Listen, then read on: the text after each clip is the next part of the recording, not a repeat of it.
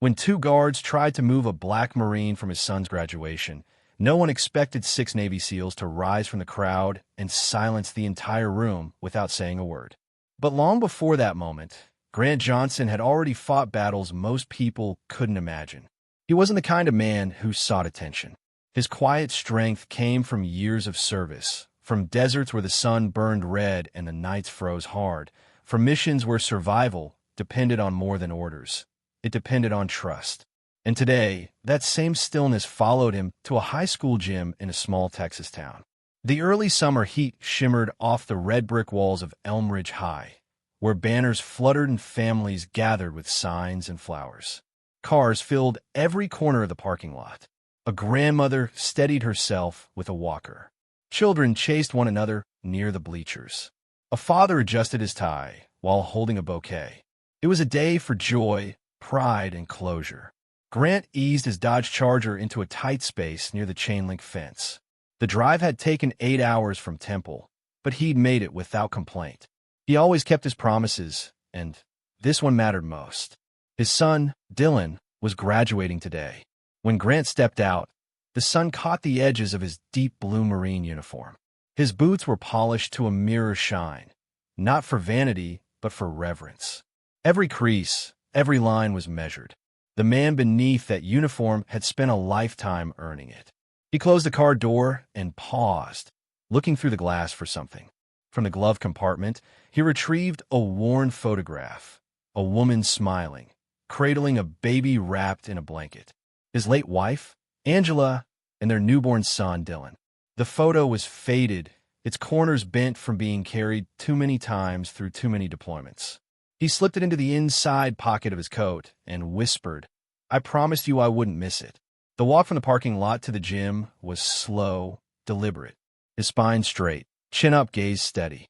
To some, it might have looked like formality. To him, it was respect for the moment, for his son, and for the woman who should have been here beside him. Inside, the gym buzzed with the kind of noise that only lives in big moments. Metal chairs scraping, banners rustling, the faint hum of a sound system checking levels. Families filled the rows. The smell of floor wax and popcorn drifted through the air. Grant approached the door, handing his printed ticket to a volunteer in a headset. The man scanned it and nodded. "Third row on the left, sir. Family seating." "Thank you," Grant replied softly. His voice carried the weight of command, even when calm. He walked down the aisle, heads turning as he passed. The uniform always drew attention, sometimes admiration, sometimes unease. A few people smiled politely, others quickly looked away. He noticed but didn't dwell. He'd long accepted that some people saw the color of his skin before the medals on his chest. When he reached his row, he sat quietly, back straight, hands resting on his knees. From his seat, he could see the stage draped in silver and red. Class of 2024 in bold letters. School board members shuffled papers near the podium, while students lined up near the far wall, caps bobbing nervously. And among them stood Dylan, tall, lean, his mother's gentle eyes set in a determined face. Grant smiled faintly. 18 years. Gone in a blink. He remembered holding that same boy in a hospital room, still in uniform, dust and sweat from a distant base still clinging to him. He'd promised then, as he did now, that he'd never miss a milestone. The first notes of pomp and circumstance filled the gym, and everyone rose. Grant stood too, posture perfect. As the anthem followed, hands went over hearts, but Grant didn't need to move. His entire being was the salute. For a moment, his thoughts wandered. He imagined Angela standing beside him, tears in her eyes, clutching tissues and whispering prayers of gratitude. He almost felt her hand on his arm, grounding him. But as the final note faded, something shifted. 2 men in black polo shirts stepped out from the side aisle. They weren't teachers. Their posture, the radios on their belts, and the serious look in their eyes said everything: security. Grant noticed them immediately. Years of training taught him to read movement before words. They were walking with purpose, and their purpose was him. He stayed still, eyes forward. The air in the room didn't change for anyone else, but for him, it thickened. The shorter of the two guards stopped beside his row. "Excuse me, sir," he said in a low voice. "We're going to need you to come with us." Grant turned his head, his tone calm but sharp. "Is there a problem?" The taller guard stepped forward. "This section's for families of graduating seniors." Grant blinked once, then reached into his coat and pulled out the same ticket he'd already shown. "This is my seat," he said evenly. "Third row, left side, family seating confirmed." The guard didn't even look at the paper. "We got told it's full." Grant's voice didn't waver. "It was full when I sat down, too." "Sir," the taller one added, "there's space in the back. Let's not make this into something it doesn't have to be." Grant inhaled slowly, the corners of his jaw tightening. Not in anger, but control. "I drove 8 hours to watch my son walk that stage. I'll be sitting right here." Head started to turn. A few whispers rippled through the nearby rows. Someone raised a phone, maybe to record. The energy in the room shifted, a quiet awareness that something deeper was unfolding. The short guard adjusted his radio. "Sir, I'm going to ask one more time." Grant's reply came quiet but firm. "You can ask all day. I'm not moving." The taller one exhaled, frustration creeping in. "Maybe you'd be more comfortable in the back. That's all we're saying." And that was when the meaning changed. It wasn't about a seat anymore. It was about something older, heavier. A reminder that no matter the medals, no matter the rank, some people still saw a uniform before the man inside it. Grant didn't speak. Silence was its own form of resistance. The air tightened again, like a string pulled too far. The shorter guard frowned, muttered something into his radio, and squared his shoulders. "Sir," he started. But before he could finish, a woman seated nearby, an elderly lady with white hair and trembling hands, leaned forward and whispered just loud enough, "Don't you let them move you." Grant's lips pressed together. He nodded once, still facing forward. He wasn't looking for trouble, but he wasn't built to back down either. And as the guards hovered, trying to decide what to do next, no one noticed the gym doors open at the far end of the room, where 6 men entered, one by one, their presence quiet but unmistakable. Each of them scanned the crowd, not for seats, but for someone. And that someone was already sitting in the third row, left side. The shorter guard planted himself at the edge of the row, boots angled like he owned the aisle. The taller one hovered just behind, chewing his gum harder, eyes flicking to the uniform and then to the faces beginning to watch. Their hands stayed near their belts, not on anything, but close enough to whisper threat. Grant kept his gaze forward. Nothing in his posture shifted. The stillness itself seemed to irritate them. "Sir," the short one repeated, each syllable clipped, final time. "Stand up and come with us." Grant's voice was low, smooth. "Austin King, right?" He'd read the name off the badge without even turning. "Who told you I don't belong in a seat labeled for families?" King's jaw flexed. He didn't answer. The taller guard, Blake Scott, leaned into the row of fraction. "We were told this section's full," he said. "You're making this harder than it needs to be." "Then you should talk to the person who told you that," Grant replied, "and not to a father who's where he was assigned." He placed the printed ticket on his knee, its edges squared along the crease of his trousers. "I'm watching my son." Several in the nearby rows paused their conversations entirely. A father holding a camera froze, finger hovering over the shutter. A teenager tilted her phone vertical, the red record up blooming in the corner of her screen. A teacher at the back of the gym glanced over, hesitation catching on her face like a snag. King shifted his weight so that his belt brushed close to Grant's knee again. "We can make this simple," he said. "Walk with us to the back." Grant studied the stage, as if the conversation were a minor draft in an otherwise steady room. "You keep saying we," he murmured, as if there's more authority in it. "Sir," Scott tried again, "don't do this." Grant turned his head just enough for his eyes to meet Scott's. "I already did 8 hours on the road. I'm not doing 10 more steps to the back." A whisper of laughter, and then an immediate hush, rolled over the nearest rows. The old woman 2 seats away kept her gaze trained on the guards, chin lifting a fraction. Grant didn't need anyone's defense, but the small human gestures, the look, the nod, the whispered "don't. You let them move you," stacked inside him like quiet bricks. King's voice dropped. "We can call for support." You already did, Grant said, hearing the tiny click of King's thumb on the radio earlier. And I'm still sitting. The band paused between songs. In the lull, the gym's small noises, bleacher creaks, program rustles, a child's sneaker squeal, became loud enough to feel like punctuation. Then the next march resumed, masking the standoff just enough to keep the ceremony's public face intact. But in the third row, the moment wouldn't be hidden. Back row is open, Scott pressed. It's not a big deal. Grant's eyes didn't blink. It's always not a big deal, he said softly, until it is. King's mouth flattened. Look, he said, the word a warning disguised as patience. This isn't your base. It's a high school. That's right, Grant said. Which means a kid's day should not be turned into your test of power. Scott's gums slowed. For the first time, uncertainty flashed across his face. He wasn't prepared for a calm that refused to yield, for a man who didn't raise his voice to hold the room. 2 rows behind, a broad-shouldered man in a fitted black coat stood up in silence. He crossed his arms. No theatrics, no words, and settled on the aisle. Right then, a second man rose from the opposite side of the gym, mirroring the posture. A third chose a seat closer to the exit. They didn't look like they were together, but they were. Grant didn't need to turn to know. He felt the room rebalance, pressure redistributing, like a canopy suddenly staked down before a wind.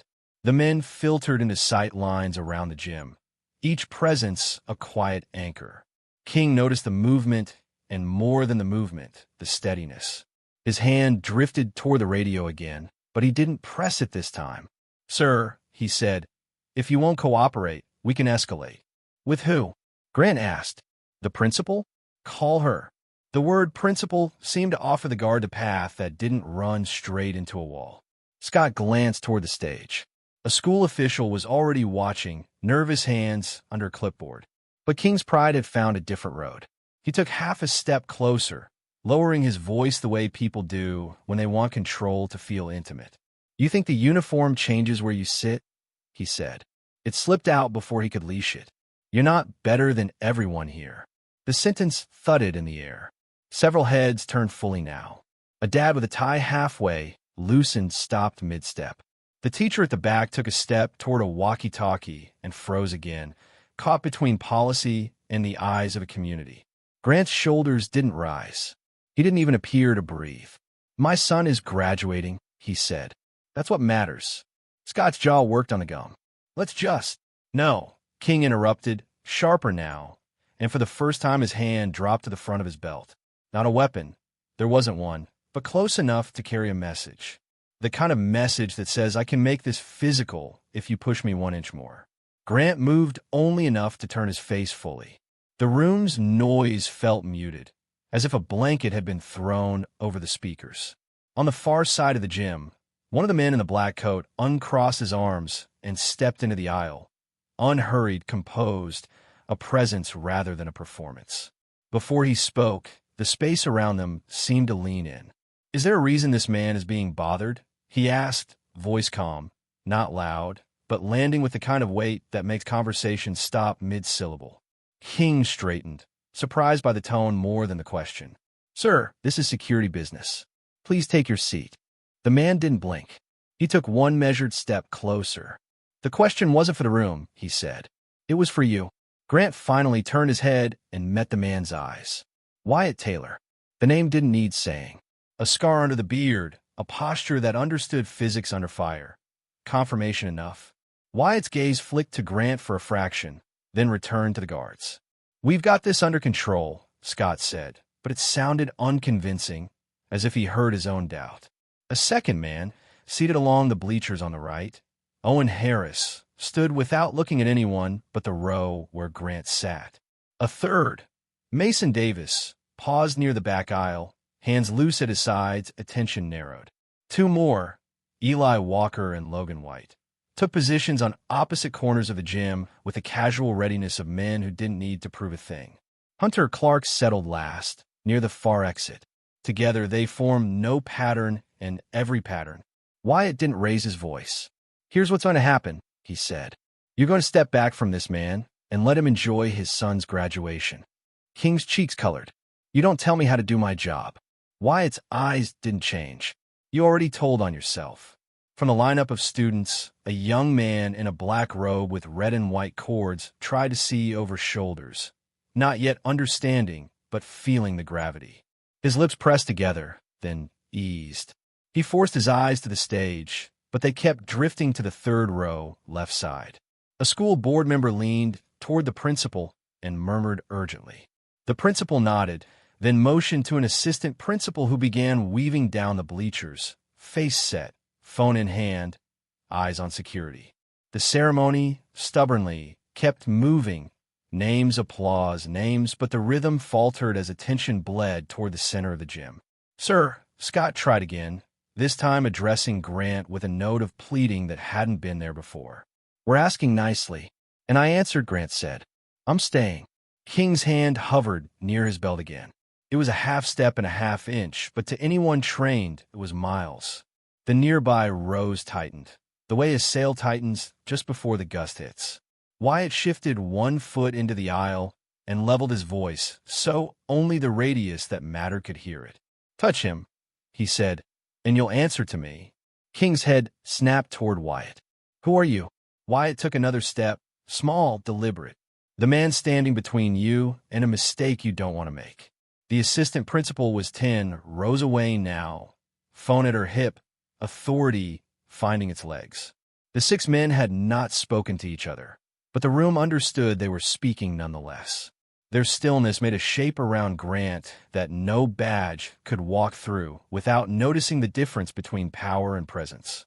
Scott licked his lips, faltered. "Maybe we—" King cut him off with a shallow slice of his hand. His pride had too much momentum.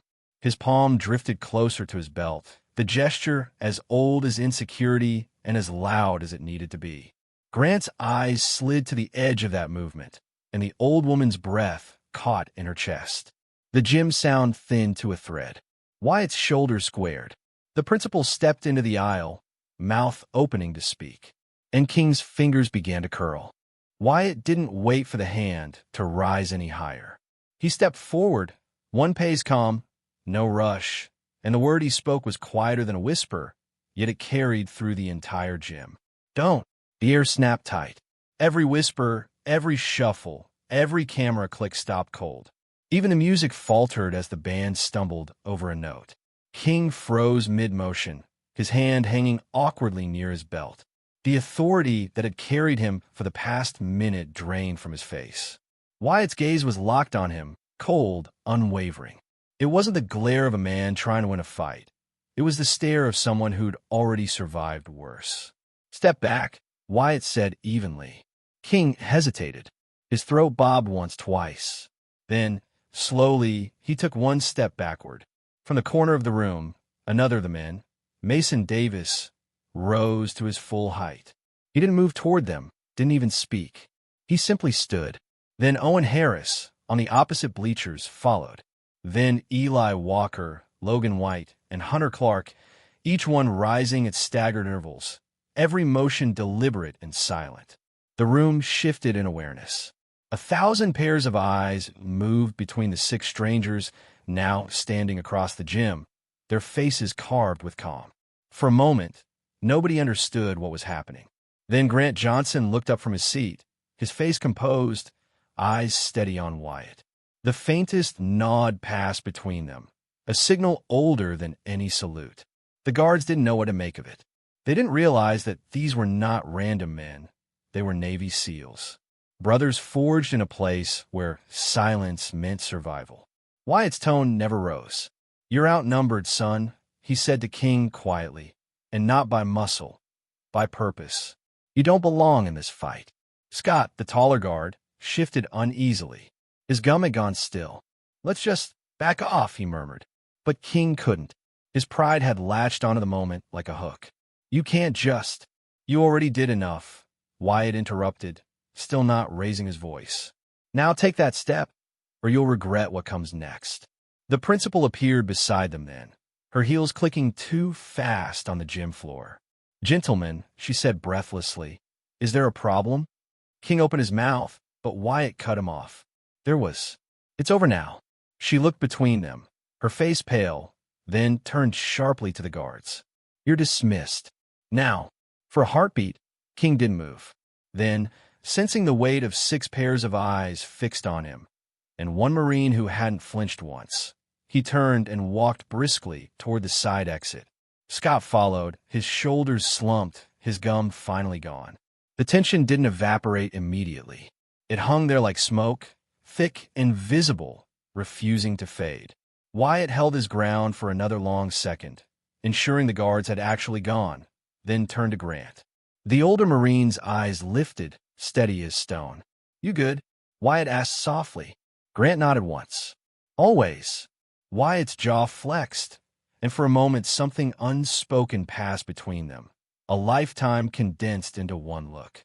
Then Wyatt took his seat again, and one by one the others did too. But the room had changed. Everyone felt it. Parents leaned forward in their chairs, whispering to each other. A mother dabbed her eyes, even though she didn't know why. A teenage boy near the bleachers whispered, "Who were those guys?" Nobody answered.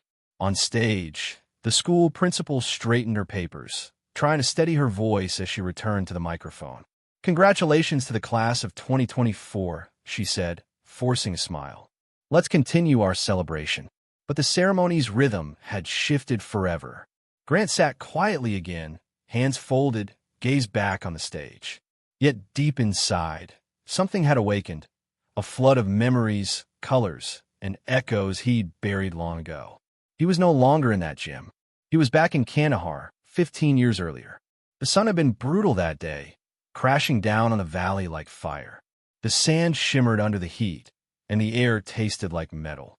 He could still hear the sound of the explosion, the thunder that flipped his convoy into chaos. The flash, the smoke, the screams. The Humvee had gone airborne before slamming back into the earth, sending waves of dust and debris across the desert. Grant hit the ground hard but was already moving before his mind caught up. Training had taken over. He'd crawled toward the wreckage, the smell of diesel and burning rubber filling his lungs. Gunfire crackled from the ridges, sharp and coordinated. He remembered seeing Wyatt Taylor through the haze, bleeding from the leg, dragging another man by the vest. "You're hit," Grant had shouted over the roar. Wyatt gritted his teeth. "You noticed." There had been no time for jokes. They were pinned down, 6 men trapped between 2 walls of gunfire. Eli Walker, Hunter Clark, Mason Davis, Owen Harris, and Logan White, all fighting to stay alive while rounds ripped the sand around them. Grant had counted them fast, assessed, then bolted into the open. His boots sank into the sand as bullets sliced past his shoulders. He slid behind what remained of a Humvee door and found Parker Lewis, the youngest of them, pinned under part of the engine block, shouting for help. "Stay down," Grant yelled, crouching low. Parker shook his head. "Can't move, sir. Legs trapped." Grant's hands went to the burning metal. The pain seared through his palms, but he didn't stop. He braced his feet and lifted. Every muscle screamed. Every vein in his arms bulged. The metal groaned but shifted, just enough. "Now!" Grant shouted. Parker yanked his leg free, crawling out as bullets exploded in the sand around them. They moved together, half running, half dragging each other toward the ridge where Wyatt and the others were holding position. When they finally dove behind cover, the gunfire slowed, then stopped. For a few seconds, there was nothing but the heavy sound of breathing and the pulse of blood in their ears. All 6 men were alive. Grant had sat back, chest heaving, eyes scanning the horizon. He didn't smile. He just nodded once, satisfied. From that day forward, those men didn't need words. If Grant Johnson ever called, they would come. No questions, no hesitation. And years later, when 2 guards disrespected that same Marine in a quiet Texas gym, those men didn't need a command. They just stood. Back in the present, the applause for another student echoed faintly. The ceremony rolled on, but the moment lingered. Like a ghost only the few who understood could see. The boy in the black robe was still watching from across the gym. His heart pounded, not from fear but something else, something burning and proud. He knew that man. He knew what it meant to stand tall and silent. He knew that was his father. The rest of the gym pretended to move on, but everyone could feel it, the shift in air, the tremor of something unseen but undeniable. Students on stage shuffled nervously, stealing glances toward the third row, while parents in the bleachers whispered half-formed questions. Who was that man? Who were those soldiers? But for Dylan Johnson, standing in his line of graduates, none of it felt like rumor. His world had shrunk to that one row, that one chair where his father sat, still, dignified, unbothered by the storm he'd just quieted. He could see the top of Grant's polished cap glint under the gym lights. That alone steadied him. His throat tightened as memory folded over memory. His father teaching him to stand straight at age 7, to shake a man's hand firmly, to listen more than he spoke. And now, after years of hearing only fragments about his father's service, he had just seen proof that those stories were real. The crowd clapped for another student, but Dylan barely noticed. He was replaying the moment when those 6 men stood up. No words, no announcement, just presence. A code invisible to the world, but carved deep between them. He'd heard whispers growing up about the desert, the convoys, the rescue no one was supposed to survive. He'd seen his dad's medals once, tucked in a shoebox with a folded flag, but Grant never explained. Some things you live, he used to say, and that's explanation enough. Now, watching those men take their seats again, Dylan finally understood. The man sitting quietly in the third row wasn't just a Marine. He was the kind of man others followed through fire and would still follow into a high school gym without a word spoken. The ceremony stumbled back into rhythm. The assistant principal returned to her seat, pretending her pulse hadn't tripled. The band played, students cheered, but the moment hung over the crowd like a silent anthem. From his seat, Grant exhaled slowly. He wasn't thinking about the guards anymore. He was thinking about restraint, the discipline that had carried him through every impossible mission. That same discipline had saved him countless times, and now it had preserved something just as important: his son's day. He didn't look around. He didn't need to. He could feel the 6 SEALs spread through the crowd, keeping watch. Wyatt near the center aisle, Mason along the bleachers, Logan by the exit, Eli and Owen flanking opposite sides, Hunter near the door, each a living perimeter of quiet protection. They didn't stand out, but they didn't fade either. The kind of men you notice without realizing why. Up on stage, the principal's voice wavered slightly as she called another name. The ceremony moved faster now, like everyone wanted to reach the end without another interruption. A student stumbled on her gown and laughed nervously. The audience clapped to fill the tension. Yet still, eyes drifted toward the Marine who hadn't moved. For Grant, the noise blurred. The claps and names became background hum, replaced by the steady rhythm of memory. His thoughts drifted again to Kandahar, to the stifling heat and the dust that never washed off. He remembered the sound of Wyatt's breathing through the headset after the explosion, the ragged exhale of a man trying to hide pain. He remembered Parker Lewis's voice cracking over the radio, begging for help while trapped under that engine block. He remembered the way the sky turned orange at dusk, and how the air itself felt heavy with grit and smoke. And he remembered the silence that followed their rescue. No celebration, just 6 men sitting in the dirt, staring at the wreckage, realizing how close they'd come to dying together. That silence was sacred, and in its echo, they made a vow that needed no words. Back in the gym, Grant blinked away the memory. His focus returned to the stage where another student crossed, shaking hands. The applause rose and fell again, shallow waves on the surface of something deeper. He reached into his coat pocket and brushed his fingers against the folded photograph. The edges were frayed now. The image faded, but the feeling was intact. Angela's eyes shining, baby Dylan in her arms. He closed his fist gently around it. On the stage, the announcer cleared her throat. The microphone crackled. "Next," she began, but the crowd barely listened. Somewhere in the bleachers, a whisper traveled like a current. "That's him, the Marine," someone murmured. The guards tried to move him. A father turned to another, nodding toward Grant. "And those 6 guys, they're Navy, right?" "You could tell." Another added, "I think they saved him once. Or he saved them." No one knew the story exactly, but everyone felt the truth of it, the gravity of respect that can't be faked. Dylan's pulse quickened as his row began to move. His fingers tightened on the diploma card in his hand. The ink smudged slightly from sweat. He glanced toward the third row again. His father hadn't shifted, but somehow that stillness spoke louder than the entire ceremony. One by one, his classmates walked across the stage. Laughter, applause, flashes of cameras. But Dylan's world had narrowed to a single line of sight between the podium and his father's chair. He inhaled slowly, willing himself to stay calm. Not yet, he thought. Wait for your name. At the edge of his vision, Wyatt was still standing. Hands clasped loosely in front of him, eyes steady. The others stayed seated, but alert. None of them were watching the ceremony. They were watching the Marine they owed their lives to. And though no one said aloud, everyone in that gym knew.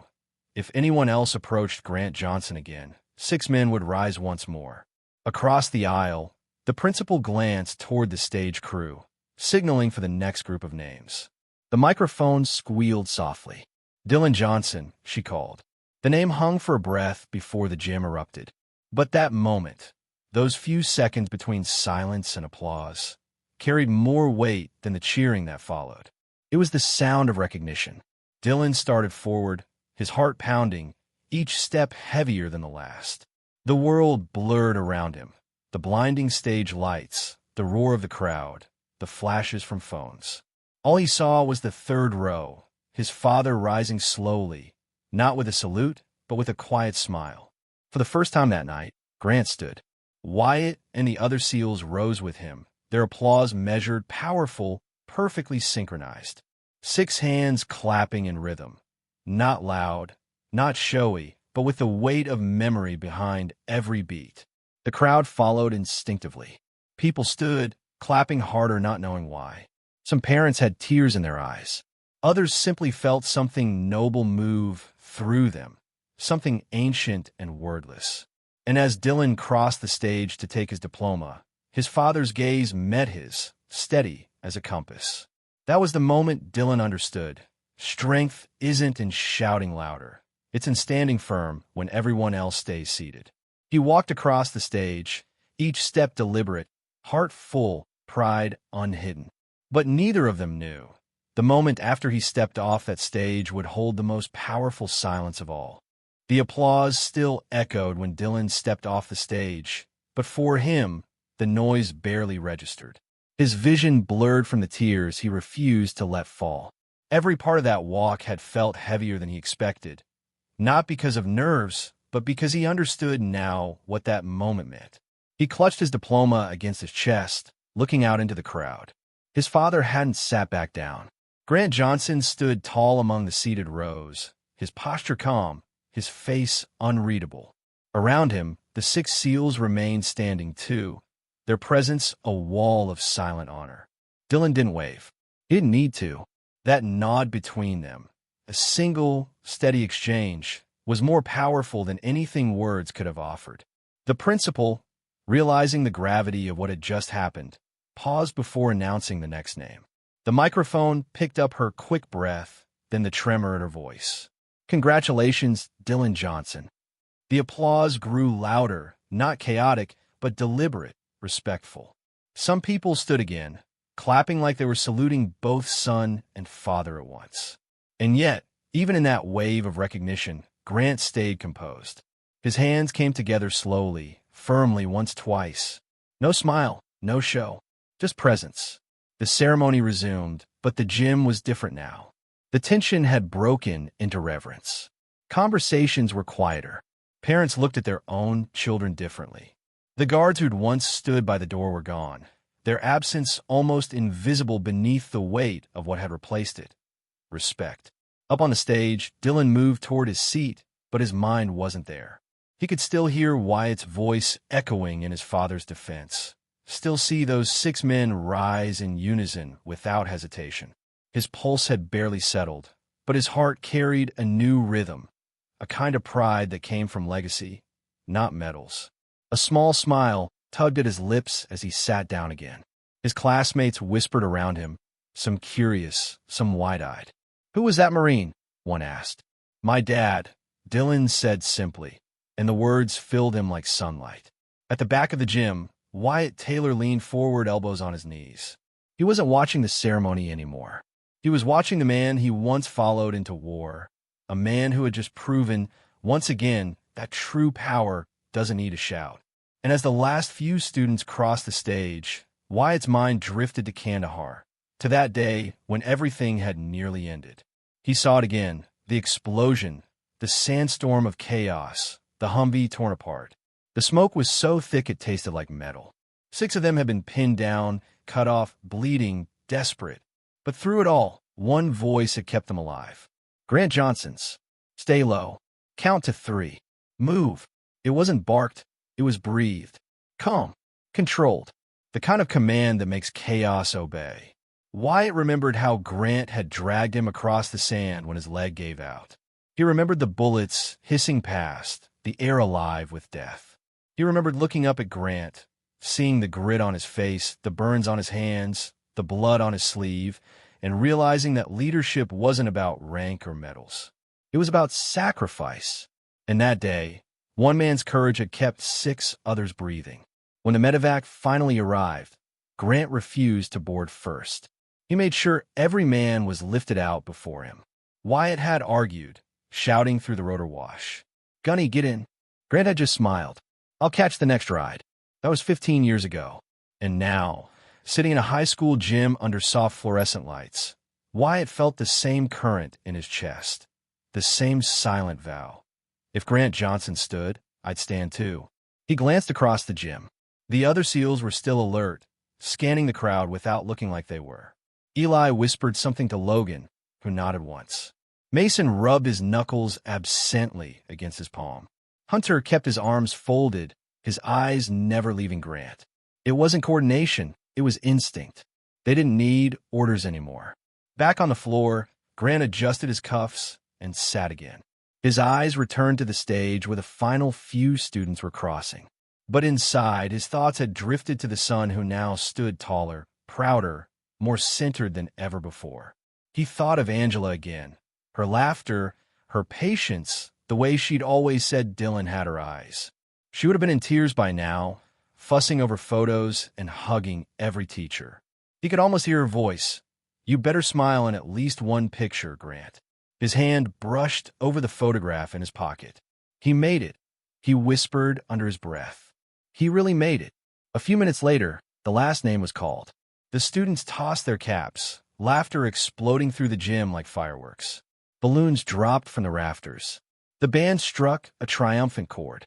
Grant stayed seated through it all, smiling faintly. Wyatt and the others didn't cheer. They didn't need to. For them, this wasn't just a graduation. It was a reminder. Because sometimes the battles you fight aren't in deserts or cities. They're in everyday rooms where dignity is tested and silence becomes your armor. As the graduates began to file out, Dylan turned once more, eyes finding his father through the crowd. He raised his diploma slightly, just enough for Grant to see it. Grant nodded once, proud, steady. The crowd moved, chairs scraped, chatter rose. But to both men, the noise was distant. Something quieter had settled between them, understanding. The kind that doesn't need words. Outside, the sunlight blazed across the parking lot, bouncing off car hoods and folding chairs being packed away. The storm of applause had faded into laughter and chatter. But beneath it all, something sacred lingered, the kind of silence that follows moments that change people. Grant Johnson walked slowly through the crowd, his cap tucked under his arm, his uniform gleaming. Each step carried the weight of years, of deployments, funerals, letters written from war zones, and promises kept against impossible odds. Around him, people gave way instinctively. Some smiled, others looked at him with quiet awe. They didn't know his story, but they'd seen enough to understand one thing. This man commanded respect without needing to ask for it. Near the flagpole, Dylan stood among his classmates, his gown half unzipped, laughter surrounding him like static. But his attention was somewhere else entirely. The crowd seemed to fade as soon as he saw his father step into the sunlight. The boy who had just crossed the stage turned into the young man, walking toward the reason he'd made it there. Dylan's throat tightened. He swallowed hard and pushed through a group of students taking selfies, his diploma clutched in one hand. They met halfway between the bleachers and the parking lot. "You okay?" Dylan asked, voice low, almost trembling. Grant nodded. "I'm fine." "You?" "Yeah," Dylan said quickly. He glanced back toward the gym. "They try to move you." Grant's gaze followed his son's line of sight, then returned to him. "I know. I saw the whole thing," Dylan said. "I was going to walk off that stage, Dad. I swear, I was 2 seconds from saying something." Grant's lips curved in a faint smile. "And that's exactly why you didn't." Dylan blinked. "What?" "Because you knew I could handle it," Grant said. "And because you handled your moment like a man. You didn't let anger steal it from you." Dylan exhaled shakily. He wanted to argue, but the words stuck in his chest. Grant reached out, placing a hand on his son's shoulder. "You do what I hoped you'd do. You stood tall. Sometimes, son, that's the hardest thing in the world." Behind them, a few parents were still lingering with cameras. The SEALs had come out of the gym too, standing in small clusters near their vehicles. They weren't posing for anyone or waiting for thanks. They were just there, like shadows that refused to disappear until their duty was done. Dylan noticed them. "Who are those guys, Dad?" Grant turned slightly, looking toward Wyatt Taylor, who was leaning against a black truck, arms folded. The others, Mason, Owen, Eli, Logan, and Hunter, stood nearby, talking quietly. "They're men I served with," Grant said. "Men who know what loyalty means. Men who don't forget." Dylan followed his father's gaze. "That was powerful." "It was necessary," Grant replied. "Sometimes silence is louder than shouting. Sometimes standing, without speaking, says more than 1,000 words." For a moment, neither of them spoke. The air between them was heavy with meaning, but calm, like the eye of a storm that had finally passed. Then Dylan grinned faintly. "You going to tell me those war stories now?" Grant chuckled. "Some of them. You're old enough for the real parts now." They stood there together, father and son, shadows stretching long across the parking lot as the late afternoon sun softened into gold. Across the lot, Wyatt caught Grant's eye. He raised his hand in a small, respectful gesture, not a wave, just acknowledgement. Grant returned it. No words, no thanks, just understanding. The other SEALs nodded too, a silent salute between brothers who had long ago earned the right to stand without introduction. The crowd had thinned by then. The laughter was quieter, the balloons deflating, the sounds of car doors closing echoing off the school walls. Grant turned to Dylan. "Come on, let's get going." They walked toward the Dodge Charger, the same car Angela used to drive to every parent-teacher meeting, every Sunday service, every family road trip. Dylan brushed his fingers along a scratch near the handle, smiling faintly. "She would have been screaming the loudest today," he said softly. Grant's eyes softened. "She would have made you retake every photo until your smile looked perfect." They both laughed, the sound bittersweet. Inside the car, the air smelled faintly of leather and old memories. Dylan slid into the passenger seat, still clutching his diploma. For a few moments, they just sat there, the noise of celebration fading behind them. "Dad," Dylan said finally, turning to him, "why didn't you say anything to those guards? You just sat there." Grant rested his hand on the steering wheel, the sunlight catching on his wedding ring. He turned his head slowly. "Because I don't have to stand up for who I am, and I don't need to raise my voice to be heard." Dylan looked down, thinking, "I just don't get how you can stay that calm." Grant smiled gently. "You know how many times in my life I've had to choose between letting something slide or blowing it up?" He paused. "What those men did today wasn't new. But how we respond, that's what defines us." "But they disrespected you," Dylan said. "In front of everyone." Grant nodded. "And everyone saw it. But they also saw the truth. They saw 6 men, who had every reason to be somewhere else, stand up. Not because I asked, but because they knew what that moment meant." He let the silence settle before adding, "Son, life will hand you 100 chances to react with anger. And sometimes anger's justified. But most times, silence cuts deeper. Dignity lasts longer. That's what people remember." Dylan nodded slowly. "You always knew who had your back, huh?" Grant chuckled softly. "I didn't need to know. I just had faith." The car was quiet again for a while, both of them lost in thought. Outside, the sun dipped lower, painting the sky in amber and violet. Dylan looked at his father, the man who never bragged, never explained, but somehow always proved everything through how he carried himself. "I want to be like that," Dylan said quietly. "Like you." Grant's eyes softened. "You already are." Dylan smiled, and Grant added, "You walked that stage with pride. You stayed grounded, even when the world around you was trying to throw you off balance. That's strength." From across the lot, engines started as the SEALs prepared to leave. Wyatt gave one last look toward the Charger before climbing into his truck. Grant nodded back once. No salute, no farewell. Just two men who understood something sacred had been completed. The Charger rumbled to life. Dylan leaned back in his seat, the diploma resting on his lap. "So what now?" he asked. Grant shifted into drive. "Now," he said with a smirk, "you get to choose dinner." Dylan grinned. "You serious?" "Always." Dylan pretended to think, then said, "A diner. One of those all-night ones." Grant chuckled. "Of course." As the Charger rolled out of the parking lot, the school faded behind them, but the memory of what happened inside that gym would not fade soon. Not for them. Not for anyone who witnessed it. The sun had begun its slow descent when they hit the highway, painting the asphalt in molten gold. The Charger's engine hummed a steady rhythm, the kind of sound that filled spaces words didn't need to. Grant Johnson drove with one hand on the wheel, the other resting on the console, relaxed for the first time that day. Dylan sat beside him, gown folded on his lap, head leaning against the seat. The moment still hung in his chest, what he'd seen in that gym, what it meant. He could still picture it perfectly. His father seated calm and unyielding, the two guards frozen mid-command, and 6 men rising like pillars of silent thunder. It had changed something in him. They passed fields and flickering billboards until they found the diner Dylan had chosen.